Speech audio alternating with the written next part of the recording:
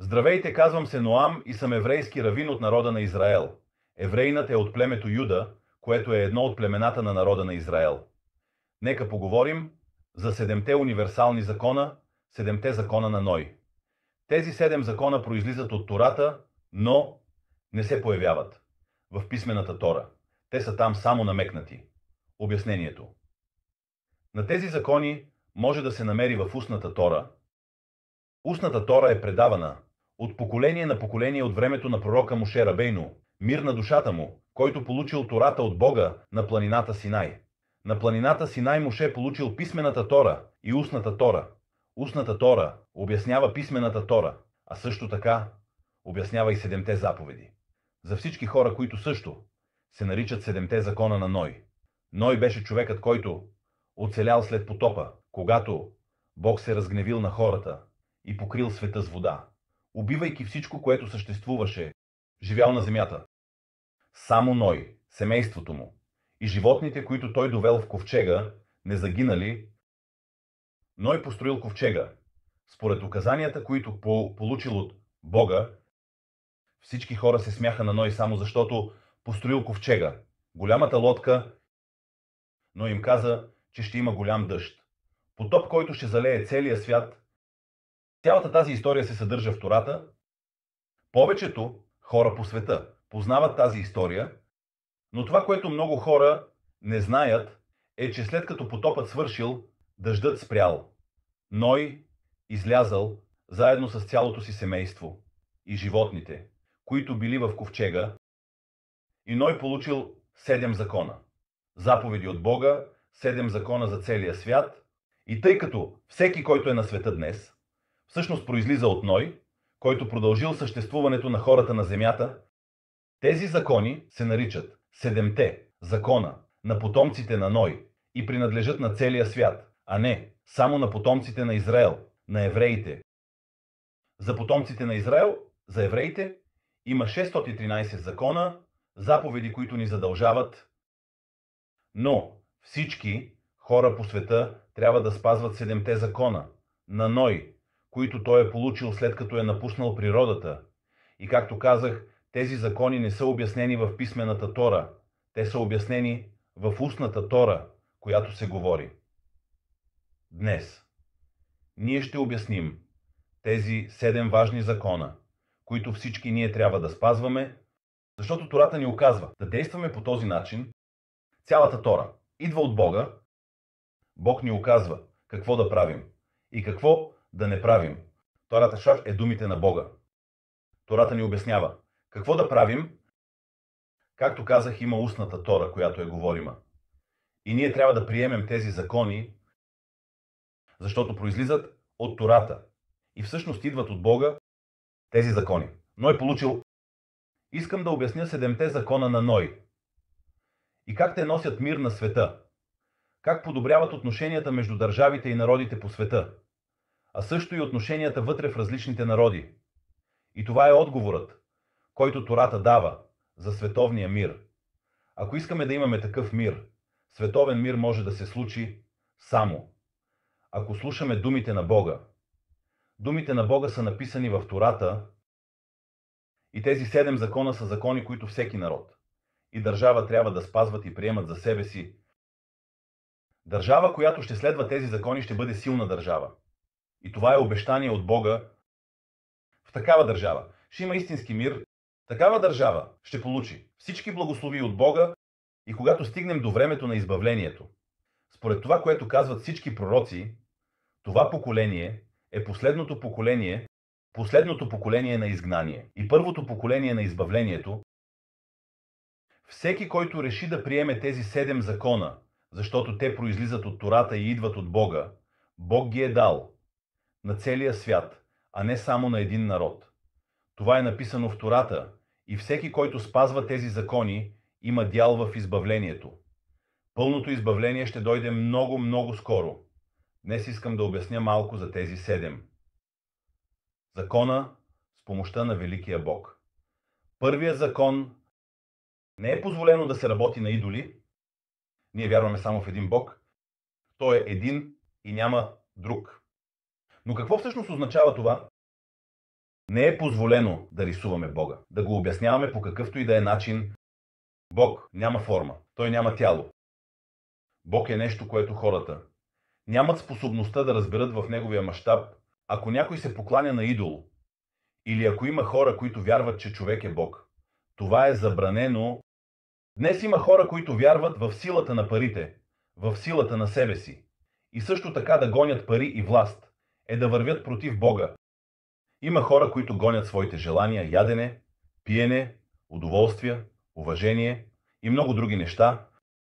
Нашата вяра е, че има един Бог и ние сме Негови слуги, а не на нищо друго.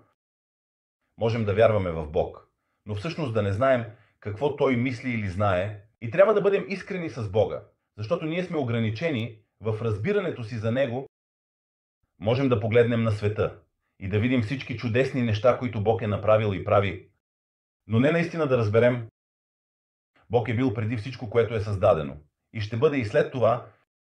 Бог ще бъде завинаги. Разбираме, че Бог дава прехрана на света, дава живот на целия свят. Бог наблюдава целия свят, но ние, хората, не можем наистина да разберем Бога. Тората ни учи как да спазваме законите на света.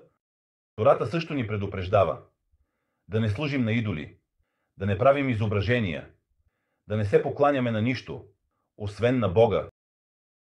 Така че това беше първият закон на Ной, и всеки, който го спазва, благословията ще дойде върху него. Вторият закон на Ной е: забранено е да се кълне в Бога и в Неговото име. Това е оскверняване на свещеното. Ние трябва само да хвалим Бога. Но какво означава това?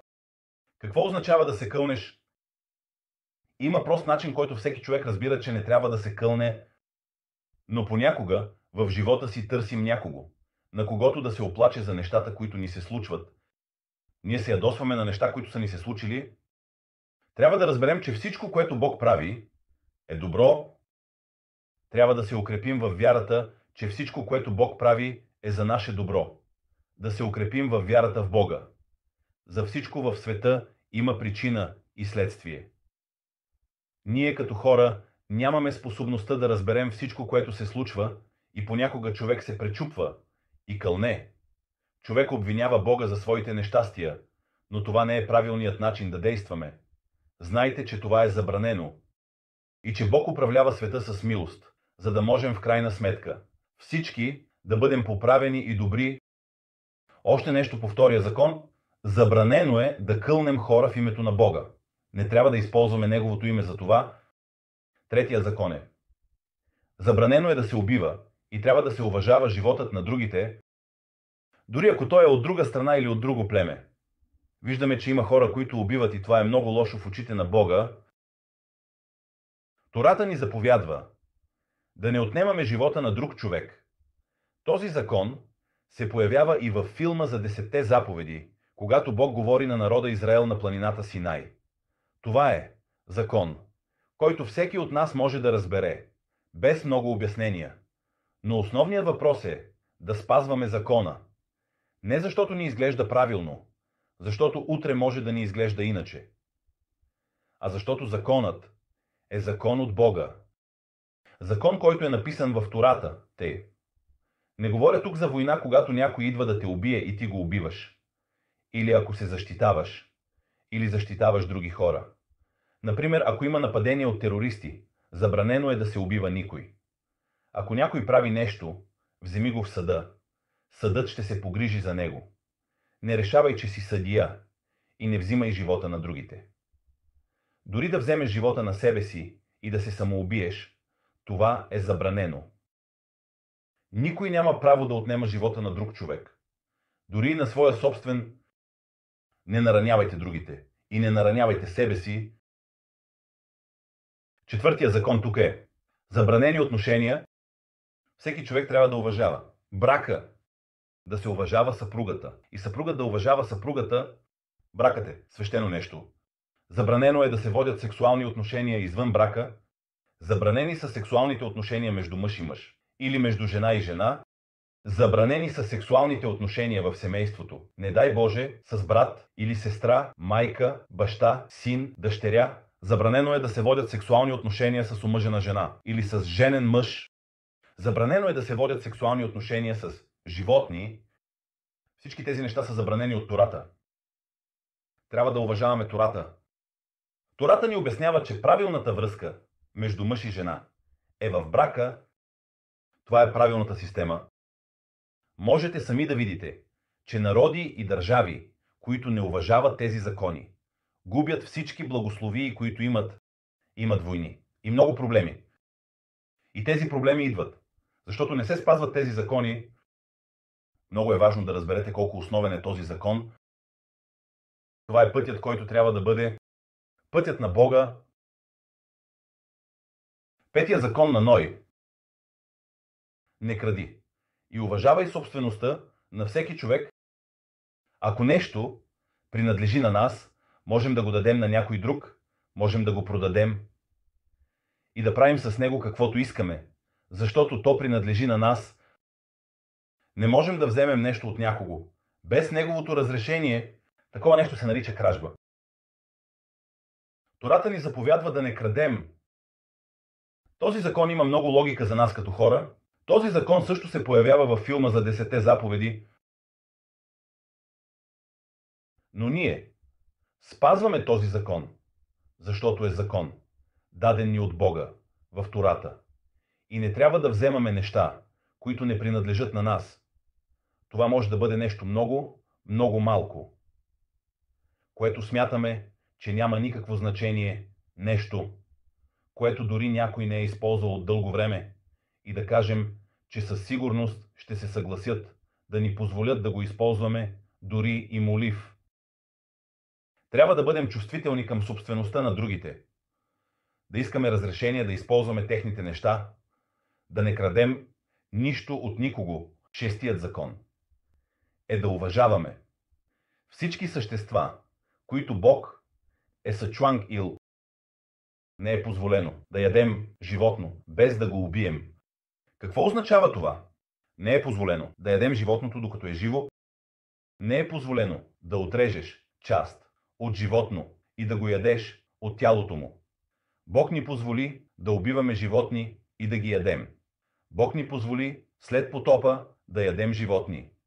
Преди потопа, преди голямото дъжд, на хората не беше позволено да ядат животни.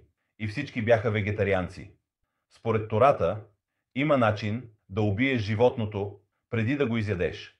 Ако си от народа на Израел, трябва да следваш този начин. Но ако не си от народа на Израел, просто трябва да убиеш животното преди да го изядеш. Допълнителна забележка. Не ти е позволено да готвиш животното, ако то все още е живо, ако не е умряла напълно преди готвенето. Не ти е позволено да бъдеш жесток и да я ядеш. Седмият закон – система от закони. Всеки народ, държава или племе трябва да има система от закони. Бог казва, че всяка нация трябва да създаде набор от закони, според които ще живее. Без ясни закони ще има много престъпления по света, ще има много войни по света, ще има много скръб, много тъга по света и всеки ще прави каквото си иска.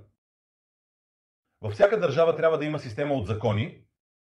Системата от закони трябва да бъде добра, справедлива и да защитава хората, и хората ще бъдат задължени да спазват закона.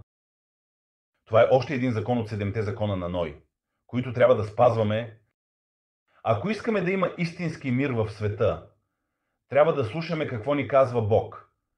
Бог ни казва, че трябва да се държим добре един с друг като общество. Това е едно от най-основните неща, които трябва да спазваме. Всеки от нас трябва да помни, че Бог ни обича. И за това ни е дал закони, как да бъдем добри хора в света, който е създал. Трябва да помним, когато спазваме тези закони, не го правим, защото ни се струва логично, а защото така иска Бог. И ние изпълняваме волята на Бога.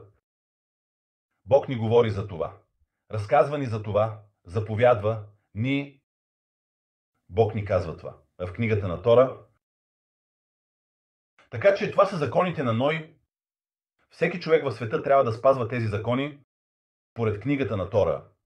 Тези са законите, които Ной е получил от Бога след като е излязъл от голямата лодка, наречена на иврит Тева, ковчегът, на Ной. Там Ной е спасил цялото си семейство. И така е продължил човешкия род. Голямото наводнение е убило всичко живо на земята преди това. Само Ной, семейството му и животните, които били с него, оцелели. 7 закона, които цялото човечество трябва да спазва, Ной е получил от Бога. И всеки мъж и жена в света трябва да ги спазват без значение откъде са. Искате ли истински мир в света? Искате ли истински мир помежду си? С приятелите си? Истински мир с вашите съседи? С друга държава? Започнете да спазвате тези закони. Бог иска само добро за всички нас. Много благодаря. И довиждане!